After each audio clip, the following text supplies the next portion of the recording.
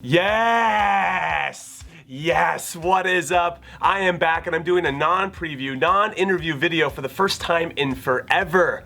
You're welcome. And I know you missed me. And I know you guys missed the power rankings, so let's do them. Let's do this. 10, Richard Wright. After 4 years with the club, the backup to the backup goalkeeper at Manchester City just got released, making a total of 0 appearances and earning £4.1 million. I mean, I could easily do that for them right now if they needed me to. So Pep, baby, Pepster, give me a call. 9, Hatem Ben Arfa. The little tiny cutest of button midfielder who manager Alan Pardew once said wasn't good enough for Newcastle has left Nice after dominating things for 2 seasons, turned down Sevilla who've won 3 straight Europa Leagues, and joined PSG on a free transfer, thus proving yet again that Alan Pardew is a fucking idiot. 8, Mario Balotelli. The controversial striker claims that he can still win the Ballon d'Or as the world's best player, and as much as I think we can all insert a joke right here, I kind of want to see him do it. So go on, Mario, prove everybody wrong, and remember, it's not about your talent. Everybody knows that you have undeniable talent. It's about your head. So, to borrow my high school's motto my senior year, if you believe, you can achieve. 7, Rosendo Castillo. I wish I could give everyone Carly Lloyd's autographed jersey that put a sincere and genuine comment on my Carly Lloyd video from earlier this week, but there can only be one, and that person is Rosendo Castillo, who's giving it to his mom, and you guys know how much I like being liked by moms. 6, Neymar. Barcelona's first signing of the summer, and let's be honest, their biggest and most important signing of the summer was getting this guy to renew his deal with the club, which means he'll now get paid a gajillion dollars to kick a ball around in a certain direction with other grown men in small shorts. My advice to you, Neymar, pay your taxes. 5, Wales manager Chris Cookie Coleman. 4 years ago, in his first game in charge of the national team, Cookie lost to Belgium 2-0, which started that rhetoric of, well, you have Gareth Bale and they've got a few other guys that are okay, but they'll never be as good as their neighbors England. Fast forward 4 years later, and Cookie and Wales not only qualified for their first ever Euros, they just beat an incredibly talented Belgium team in the quarterfinals to make the semifinals, which is just a little bit better than their neighbors England. Just a little bit, and they're playing a little bit better, and they look like they care, and they're all on the same page, and probably be really cool to be a Welsh fan right now. 4, Jurgen Klinsmann's publicist. Because after the United States got manhandled by Argentina in the Copa America semifinals 4-0, there was a lot of talk immediately after about Jurgen's player selections and his tactics, and the next day he got linked to the Southampton job. But guess what? He wasn't even on their list. And then they lost to Colombia in the 3rd place game. The US lost again, 2 games in a row to a pretty good team, but still, they could have done a lot of different things. And guess what? Jurgen got linked to the England job the very next day to once again deflect us sheep to the deficiencies that he has as a coach, which I know this might sound like I'm taking a dig, but I'm not. It's actually very genius, which is why I invited his publicist onto the show. Let's welcome Jurgen, what do we say, my man? What do we say? As long as we're getting paid, right? No, Auf Wiedersehen to you, man. All right, I'll see ya. Oh man, great guy. What's good, Jamie? Nothing. Great to see you again, man. I loved representing you. You were one of my favorite clients, Jamie. You know, I actually fired you because you lied to my face. And when I was in Germany in the World Cup, you told me. Oh, did I? Yeah. I'm sorry. What did I do?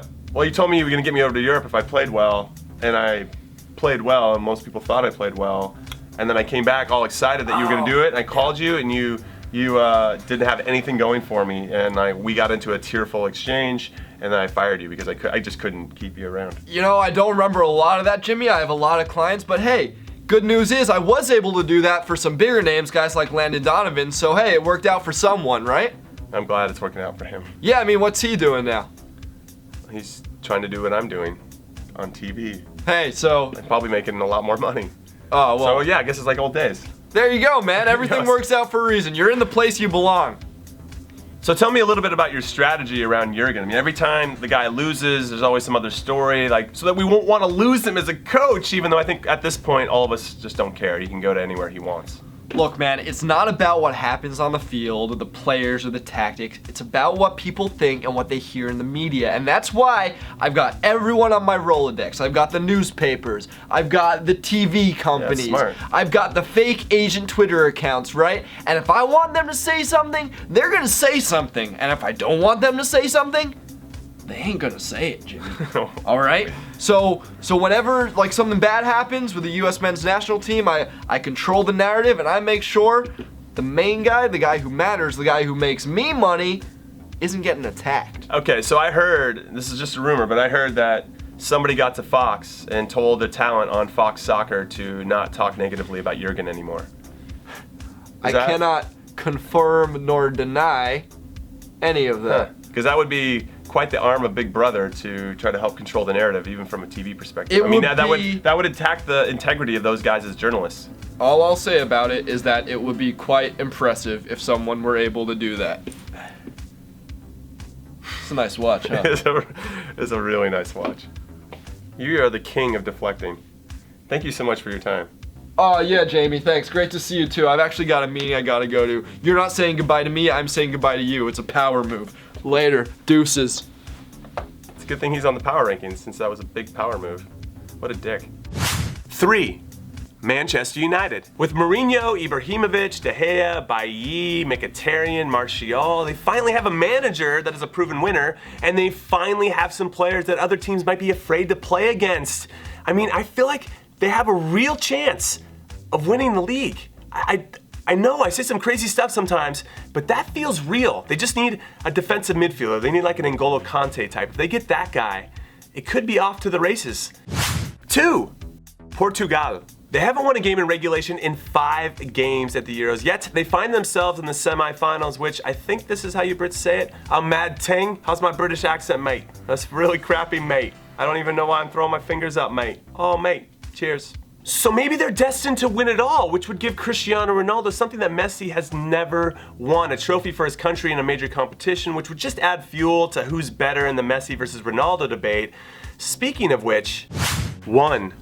Leo Messi. After missing his penalty in a shootout and watching Gonzalo Higuain squander yet another chance in a big final that would have finally got him the trophy that he's been looking for his country, which of course would have shut everyone up, Argentina lost to Chile again, which then prompted the magical midfielder to retire from the international game, which then took all of the attention away from Chile and their accomplishment, which is the ultimate power move, which is why he's in the top spot. Okay, that's it. I am done talking except for this last part. As for an update on me, the family and I are gonna take a mini vacation around this holiday weekend, but when I get back, I'm gonna start pumping out more videos than you guys can handle, so spread the word that this handsome face is gonna be in your face all of the time.